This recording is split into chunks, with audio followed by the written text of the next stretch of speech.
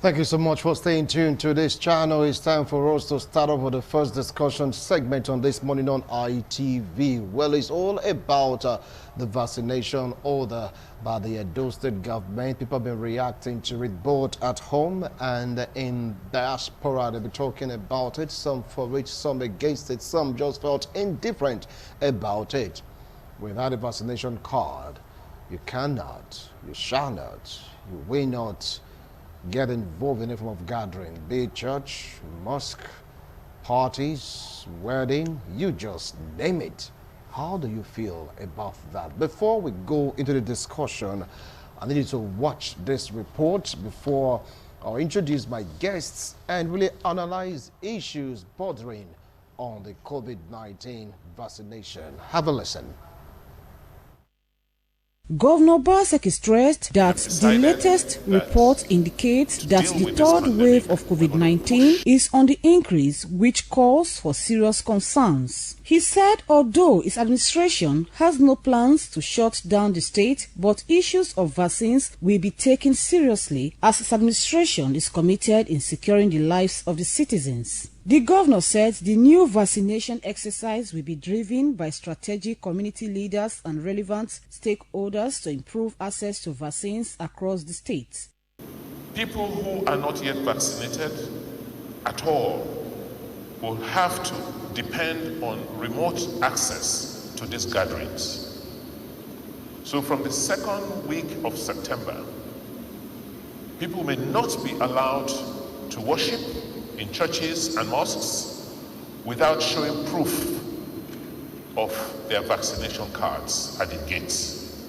Similarly, people will not be allowed to event centers for parties or receptions without showing proof of their vaccination cards at the gates of these occasions.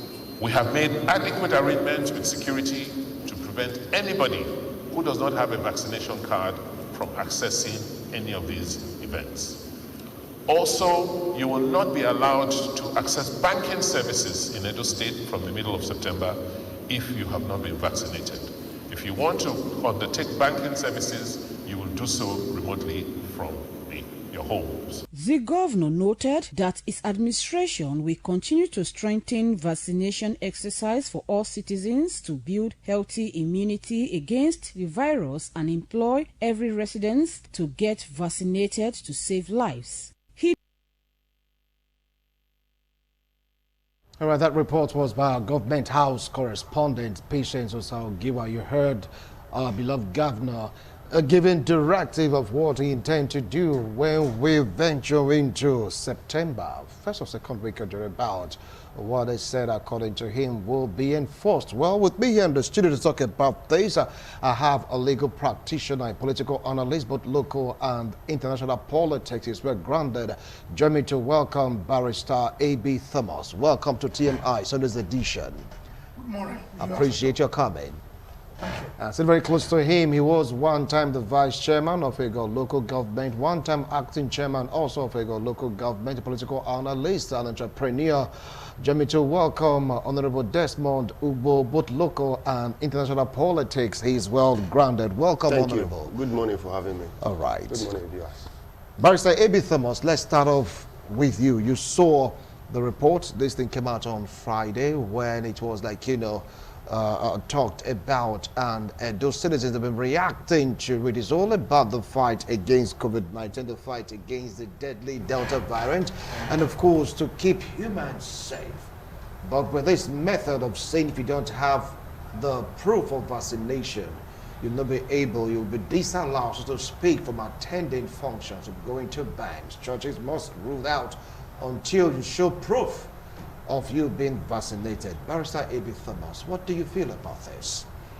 Well, I don't see anything wrong in what the governor has said, irrespective of the fact that some people might think it's an attempt to restrict the freedom of movement or freedom of association of some Nigerians, which they believe are constitutionally guaranteed.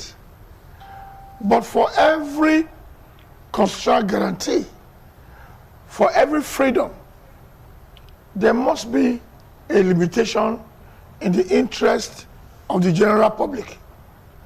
I will start by going straight to give some examples. If I have chickenpox, and you know that if I'm not restricted, I will infect somebody else with chickenpox, you can't be talking of your fundamental human rights to freedom of association. We are talking of COVID-19. The first strand of COVID-19 that came up was deadly. Second one became deadlier. This third one, they call Delta strand, I understand it's even worse. And we saw a lot of people on our TV sets in India standing and falling. Now, the government resources is so lean. The government does not have money to pay all medical bills or to provide only for Ministry of Health. It's not possible. Therefore, government has to find a way to limit the spread of this kind of disease that is airborne, that can also be transmitted by human to another human. So if you look at all this, the governor of the state has not even said he's closing down the state. At the beginning, we closed down the state. But we know, and we can remember, the economic repercussions that we also suffered. But in this particular case, he is saying this thing is now available. Go and take it. And it's like our elections we have in Nigeria. You tell people, go and take your electoral card. They will not go. But tomorrow they keep on blaming whoever is elected, that the person was not elected by popular vote. When you were given an opportunity to take your electoral card so you can cast your vote, elect whoever you want to elect, but you will refuse only to blame those in government. Now, I took the first one around March this year, and by Friday or so, I took the second jab. I am here. But some people will tell you, whether you take it or not, people will die. I asked them a question. Which is preferable? Go and take this jab for which you are paying nothing. Save yourself. And save yourself from transmitting it to somebody else. But those who say, oh, if you take it, you will die. If you don't take it, you will die. The question they don't understand is this.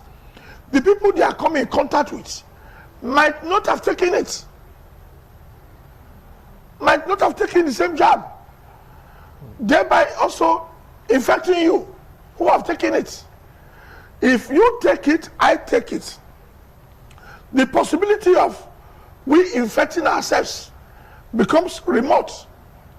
So I don't see any reason why any Nigerian or any Edolite should begin to condemn things like this. All right. And some of them are even citing the Supreme Court judgment in the United States of America. We'll get there. You just hold on, we'll get to that point. But for now, let's just cool our horses right now. Honorable Desmond Ubo, you heard Barrister A.B. Thomas said he sees nothing wrong with the directive. You have to go get vaccinated in order to fight against the spread of COVID-19. What do you have to say about it? Thank you very much. I'm very happy that he's a lawyer, and during the course of his submission, he alluded to the fact that, yes, despite that, the citizens, they have their fundamental human rights, which include the right to life, right to association, right to assembly, and all other rights. And looking at it, yes, if you look at it holistically, it is not entirely condemnable that the government is encouraging citizens to take vaccines against a deadly diseases such as COVID-19. But the directive which suggests compelling people, creating and placing conditions that will affect their other lives by way of freedom of religion, freedom of association, freedom to other good things of life, is where people are frowning at. To be candid, even the numbers of doses that Edo State announced that they received during the first vaccination exercise is a far cry. Indeed, it's about 1.7%, talking about the population of Edo State, which is about 4.7 million. And this also is about 76.7 thousand doses of vaccines, an indication that is also about 1.7% compared to the total population. Now, which segment of the population now is this vaccination targeted at? If you watch carefully, you know, very often that we tend to forget ourselves. Thank God to social media, who have archived most of this pronouncement of government. When this COVID-19 came, there were a lot of measures put in place, including the closing down of states and the nation, wherein it became very imperative that government should assist those that were asked to stay at home to live a life of comfort or relatively comfort. Now, palliative were rolled out. Billions of naira were sent to state government to assist people to cope with the harsh effect of stay at home owing to the pandemic. People were not compelled with such directive like this, that they should go to so store, go to so warehouse, and make sure that you are given a palliative and a card will be given to you. So that wherever you turn out anywhere, show your card to show or prove that you have been given a palliative based on what the government or the federal government had assisted state government and local government with. Nothing like that was done. And we also are in this state where a lot were done by way of setting up treatment centers. And we begin to see an increment in cases of those that have been affected by COVID-19. If you look at the rate at which people are affected, owing to the figures they were releasing as at that time, the one Maoga has said that is more deadlier today has not infected people or affected people to such a numbers as we are in today. An indication that ordinarily there are more to which we can see from this COVID-19 wahala. Today, our state governor has told the citizens that, look, if you don't have a COVID-19 vaccine card, don't access the bank. I know for sure that the bank will implement it to the letter, because they wouldn't want their banks to be closed down or to be sealed up by the state government. For the mosque and churches, these are an infringement on the rights of worshippers, which negate the very aspect of the constitution which says you have freedom to religion and association and assembly. Okay. So all these are more is what inform the citizens to raise eyebrow to such directive, which is very, very harsh, which infringe on the rights of citizens, and which in itself is a diversionary measure to all the promises that the governor has promised Edolite when he was voted in. We'll come to that, talk about diversionary measures. Now, Barrister Abi Thomas wants to react to his comments. Yes, I want to react to my honorable's statement. Yes. First, he mentioned some percentages. When we started having this COVID-19 problem in March last year, not many Nigerians knew the means of transmitting COVID-19. But ever since then, as his own figures have shown, the figures of those now being affected with this data strand has gone down drastically. It's very simple. The reason is that people are now becoming more aware through the jingles, through the wearing of masks, through all. First and foremost, I must say this. I am not a government employee. I am not a government spokesman. I am not a politician. I am a lawyer, private legal practitioner. So I have no business with government. But from what I listened, we have discovered that we have become more knowledgeable about the effect of COVID-19. And the more you know about it, the less the number of those who will be infected. Very simple analogy. Then he also mentioned that when there was palliative, nobody was given card to go and look for palliative and say, this is palliative, this is your card, you get food. Government is a continuum. In fact, those days when we were in primary school, they will set arithmetic on the board, chalkboard. And when you finish, the teacher will come and do correction. It is because he knows you cannot get all. Government is learning from their own mistakes. Therefore, government also realized that, look, if we shut down everybody to stay at home, we are not going to get the money to get the palliative to feed people at home. The resources of government in Nigeria that is monolithic in income, like petroleum, keeps dwindling. Every state now goes for allocation like cat beggars. Go to Abuja. At the end, you bring very little back. So they don't have the money for those palliative. But rather, I was in the mosque on Monday. Because they also mentioned church and mosque, that you will be depriving people of freedom of association. There is no freedom that the Constitution has given that is absolute. It's not absolute.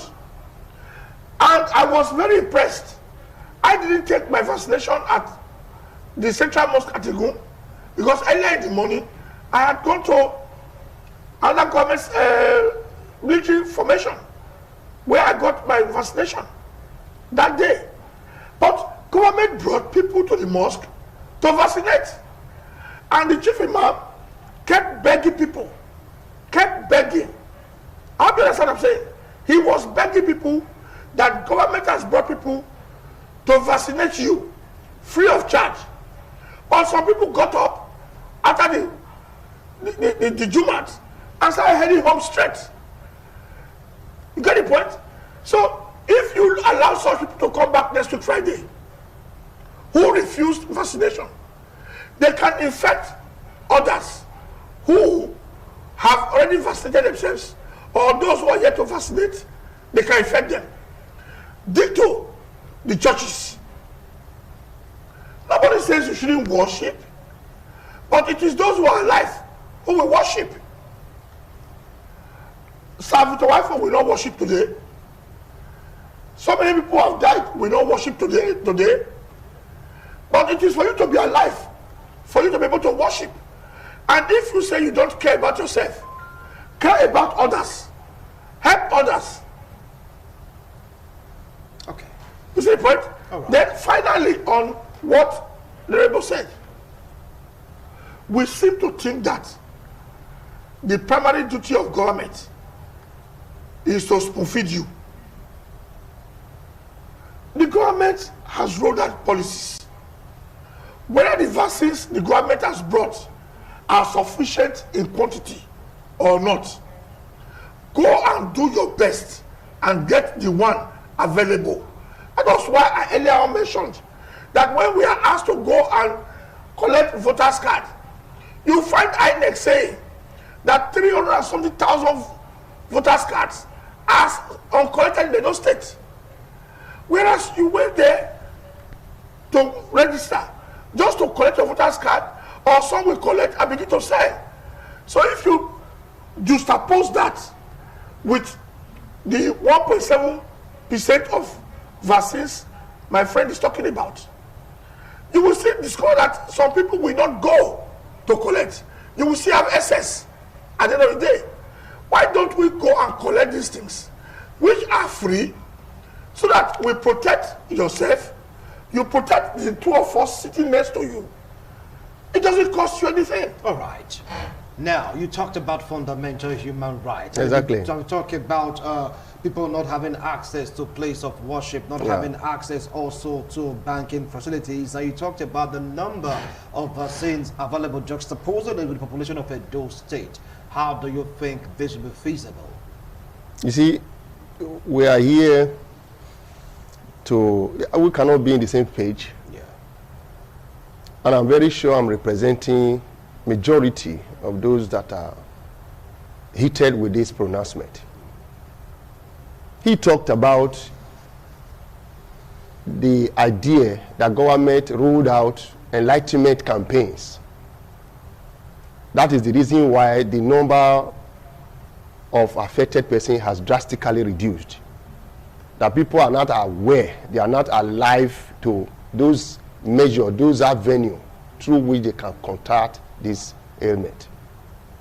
And that is what you and I, including my Oga, should tell the government to spend more money to enlighten the people, to educate the people, rather than compelling them to go and take vaccines. Now, talking about fundamental human rights, yes, he said that there is a limit to which you can have your freedom, even as it is enshrined in the Constitution. That is when you commit crime, you have a limit to which you can enjoy any of this freedom. Is it a crime now for us, Edolite? Have we committed any crime to warrant such a harsh measure? Talking about Edo was not closed down. The governor did not close Edo down. And that one is itself is okay. But this is an indirect way of closing the state. When you ask people not to access the banks, do you know how many people that access the bank on a daily basis? Do you know how many people that goes to church, to mosque, to receptions on weekends? If you put them together, they are far more than the numbers of those that they brought for Edo State. An indication that it is about talking before thinking. Yes, nobody before thinking. How? Because if the government has sat down with the Commissioner of Health, with the Attorney General, they would have juxtaposed all these statements, married them with the health implication, with the enabling law, as in the way how the Attorney General would advise that no, don't do it this way. These are infringing on people's rights. I am sure the government would have come out with a well-decisive and well-worded directive as to how to get these vaccines.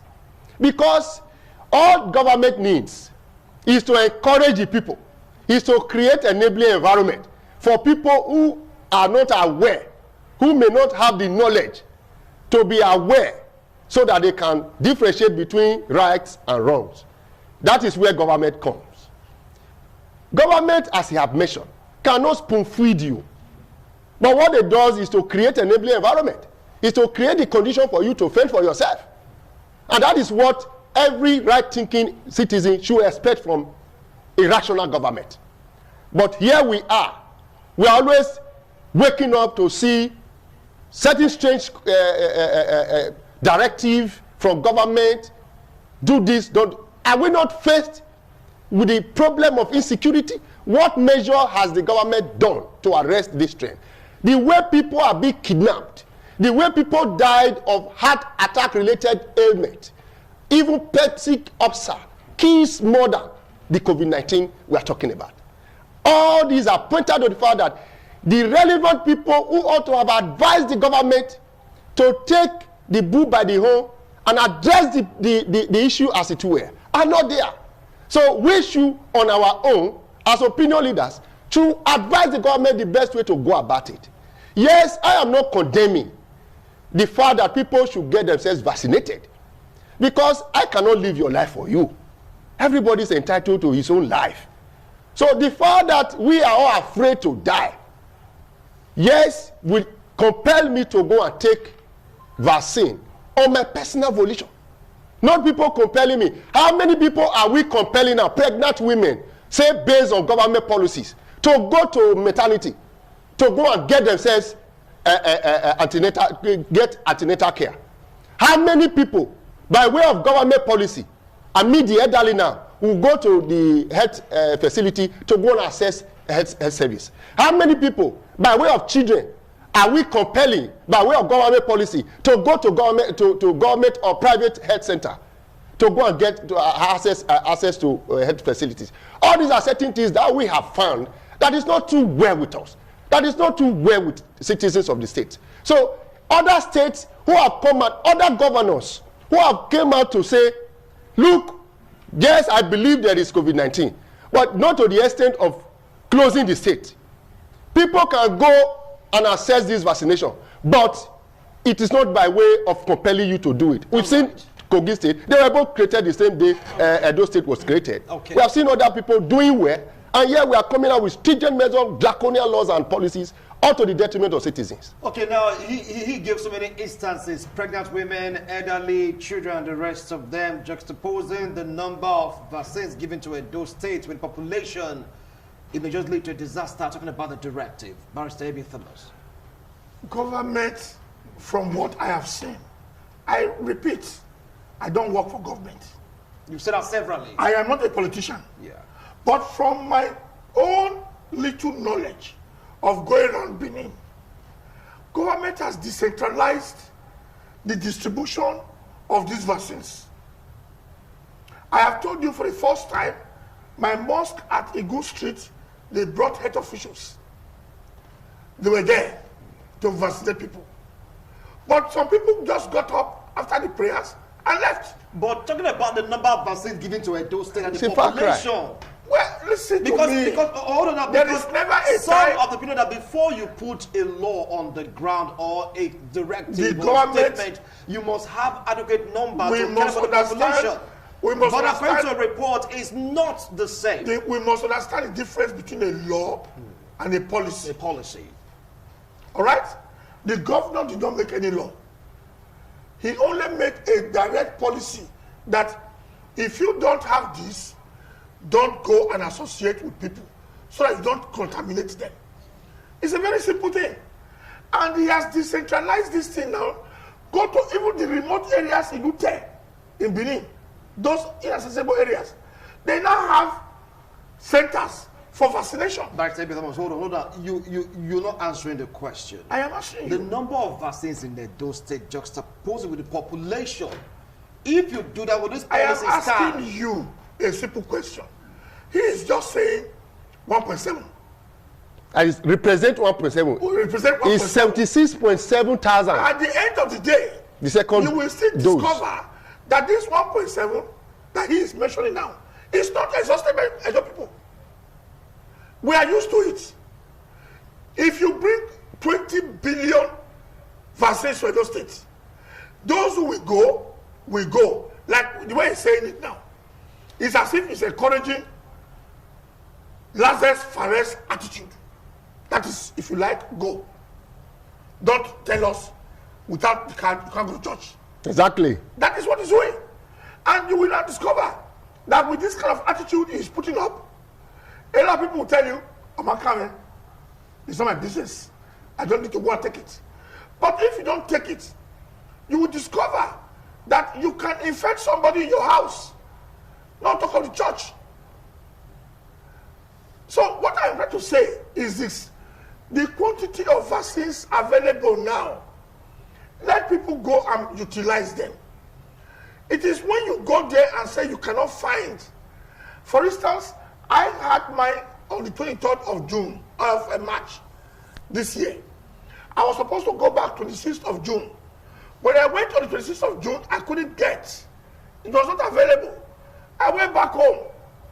Now that the governor has announced that these things are available, I went back and I got. We should make an attempt to get these things. Don't be talking of the quantity brought. The quantity brought.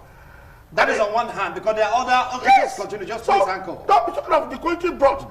After all, you, as a journalist, you have seen INEC shouting that they have given out voters' cards and they have printed them. We have 370,000 unclaimed. That is our own attitude. That is the latest, farthest attitude of the real African man or the Nigerian man. He does not believe that this thing is... Do you know many people don't believe that there is COVID-19? So many people don't believe it. But before I came in here, I had used sanitizer because I want to be alive for many more years.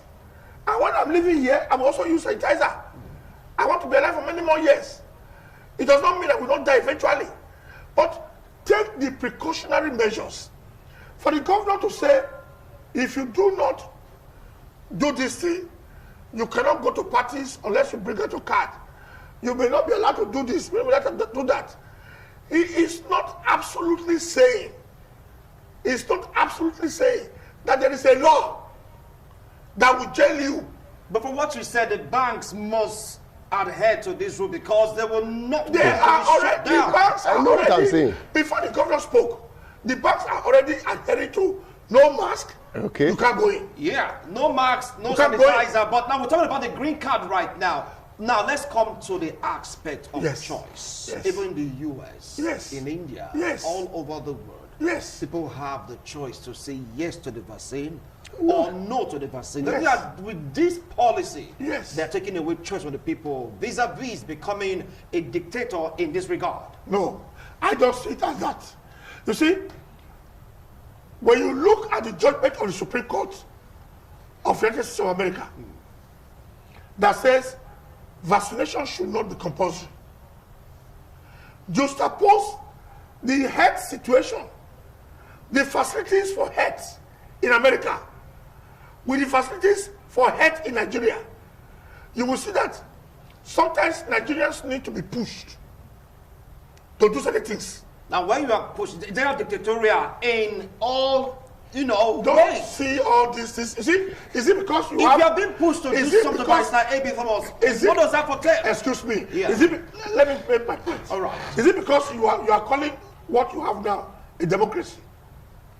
You are not a democracy, you are a militocracy. We are in democracy. So, we are in if democracy. you are in a We're in militocracy. democracy. Now, if you say, oh, America, other countries are saying you may not do that, our people still go to toilets in Nigeria without washing their hands. How many Nigerians go to toilet and after going to toilet they wash their hands? How many? How many of them have running water? And these are all essential ingredients for protecting you against COVID-19. You must wash your hands in a running water. How many Nigerians have it?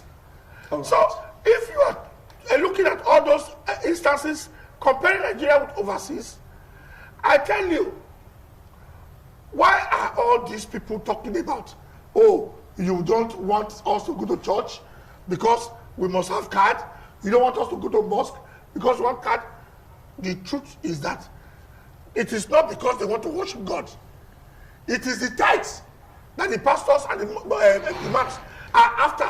The number of people that comes increases the tithe that comes in. All right, now, I'm telling you the truth. Let's leave that So, amount of title I am telling you, for now. We'll come to that later. my life is more important Okay. than tithe or the money I will pay in the mosque.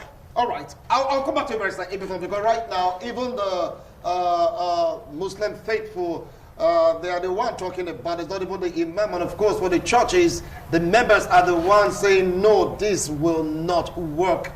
All right, now talking about choice, do you think that with this on the ground is moving that aspect of choice from the people vis-a-vis making it a draconian policy if one do not really want to key into it? After all, in other climes, it is by choice. Whether you want to take it is your choice, and if you don't take it, it's by choice. Thank you very much.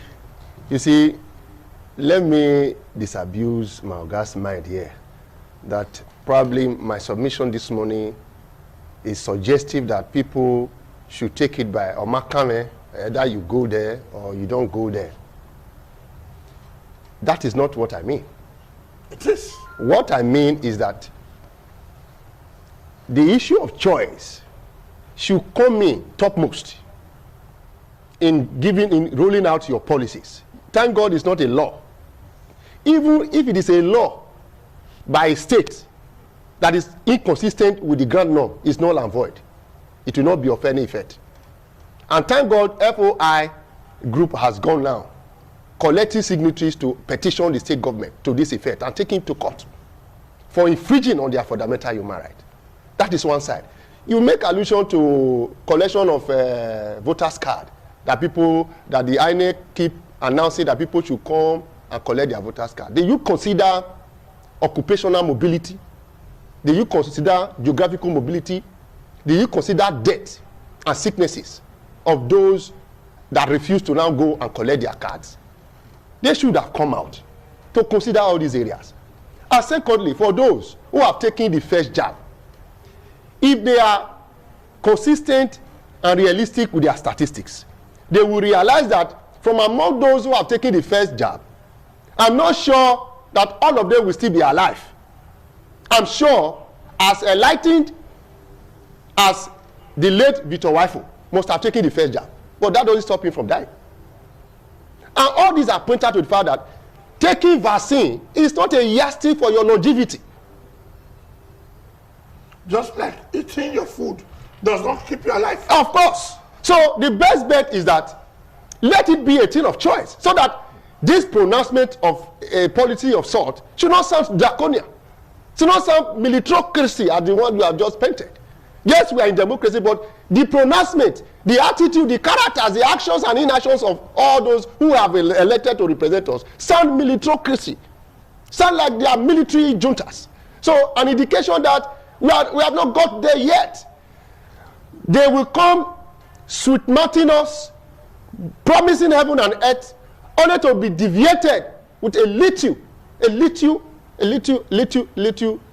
things that they see. But for us, some of us, we know our right. Yes, if I have opportunity. When you were campaigning, you were campaigning. Hold on. Let us not go there. Let us not go there. We don't want to go personal right Let us not go there. We're talking about because you have been saying,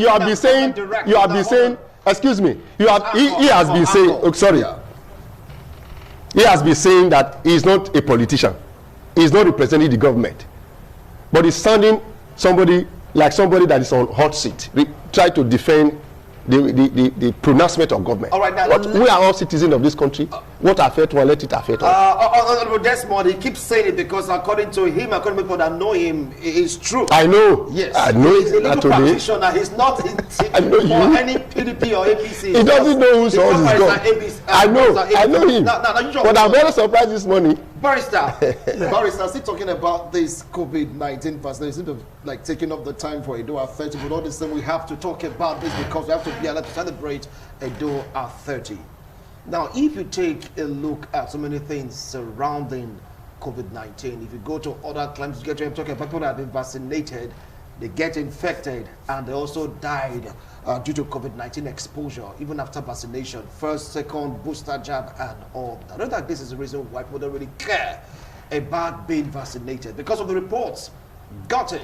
I mean, first-hand report, you are vaccinated, first, second, you still get exposed, still get infected. So what is the essence? I will tell you straight. Yes. I am not a medical doctor. Yeah. Neither am I a medical lawyer. But from what I have been watching from my CNN, Al Jazeera, BBC, and Fox News and others, the older you become, the more the likely sicknesses you might have. And the likely you get what they call COVID-19 complications arising from other internal organ diseases. Where before COVID-19 came, it would have been easier to treat. But when you are now infected with COVID-19, it becomes difficult. Let's take the example of India.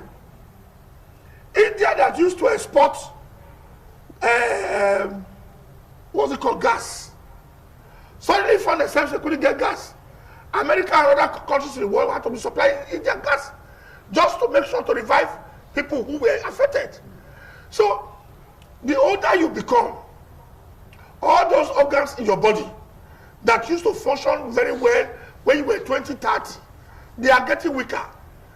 And if you get vaccinated with COVID-19 and those ailments come in, COVID-19 will weaken your body and it will lead to early death.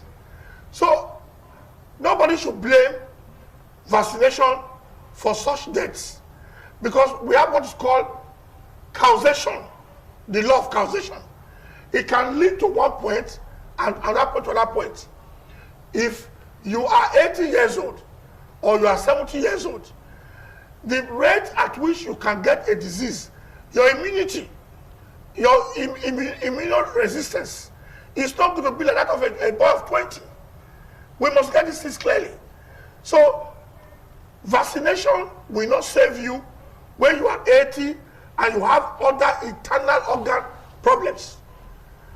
It will just only bring out more the fact that you are sick. All right. And that is it. All right, let's leave that for the doctors to argue, because even the medical climbs, they're arguing amongst themselves about the vaccination and this and that. We all know about that. Well, we've talked extensively on this particular issue, and I have two guests in the studio that didn't agree with the point of view of their own, perception about this governor's directive. Talking about our beloved governor in Edo State, Governor Godwin Obaseki. You saw the report, because once I talking about this particular issue, I had to push play to that report for you to have a listen to the policy, so to speak, of the governor. No entrance into worship centers, churches, mosques, banks, events, you just name it. People are like talking about this juxtaposed number of vaccines given out and of population of Edo State. Will that policy really work? That is on one hand. On the other hand, what about the aspect of choice? Are you removing choice right now from the table? If you should remove choice from the table, doesn't that mean that somewhere along the line of becoming dictatorial is a question? All right, putting all these things together, do you think is what the state needs now? Yes, nobody's talking that you shouldn't go get vaccinated. No, you have to take prevention protocol seriously, but bringing that green card, vaccination card, into the whole picture and making it a must. Everyone should please think about it. Gentlemen, that is that without discussion.